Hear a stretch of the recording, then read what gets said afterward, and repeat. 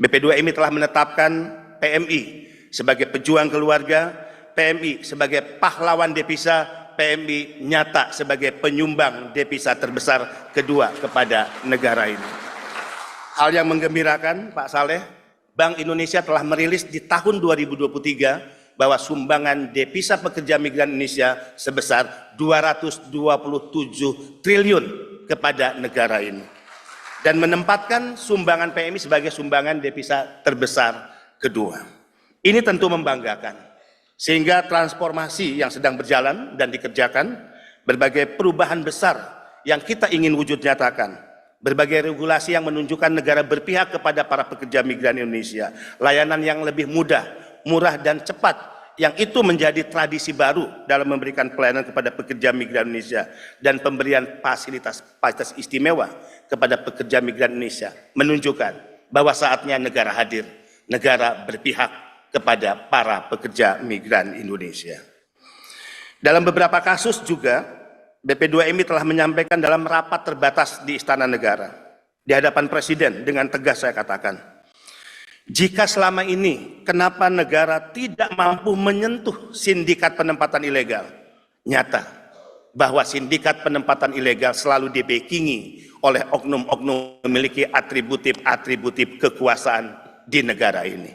Di depan Presiden, di hadapan Panglima TNI, di hadapan Kapolri, Menteri dan lembaga, saya katakan, oknum-oknum itu berasal dari oknum TNI Polri, oknum-oknum kementerian lembaga, dan bahkan oknum di BP2MI terlibat dalam sindikat penempatan ilegal pekerja migran Indonesia. Tentu jika saya menyebut seperti ini, tidak boleh ada institusi yang merasa rendah diri atau merasa dipermalukan. Kita percaya oknum brengsek dan pengkhianat Republik akan selalu ada dimanapun. Tapi kita yakin di institusi negara, di kepolisian, di TNI, di kementerian lembaga, dan juga yang lainnya, akan masih banyak orang-orang baik yang memiliki komitmen kepada negara merah putih dan Republik ini. Bahkan ada tren baru saya ingin laporkan kepada Pak Saleh.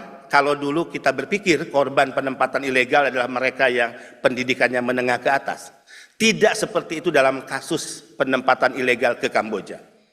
Rata-rata mereka adalah anak-anak muda, lulusan SMA, kemudian juga bahkan S1, dan ada case beberapa anak muda S2. Dan dari Sumatera Utara juga tidak sedikit yang menjadi korban.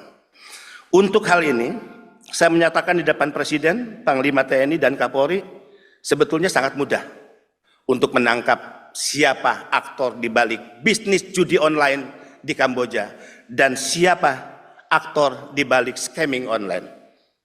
Saya cukup menyebut inisialnya T aja paling depan lah. Yang kedua saya nggak perlu sebut, dan ini saya sebut di depan Presiden. Boleh ditanya kepada Pak Menko, Pak Mahfud MD saat itu, ya, Presiden kaget, Pak Kapolri kaget, agak cukup heboh rapat terbatas saat itu. Orang ini adalah orang yang selama Republik ini berdiri mungkin tidak bisa disentuh oleh hukum. Mohon maaf dengan segala hormat.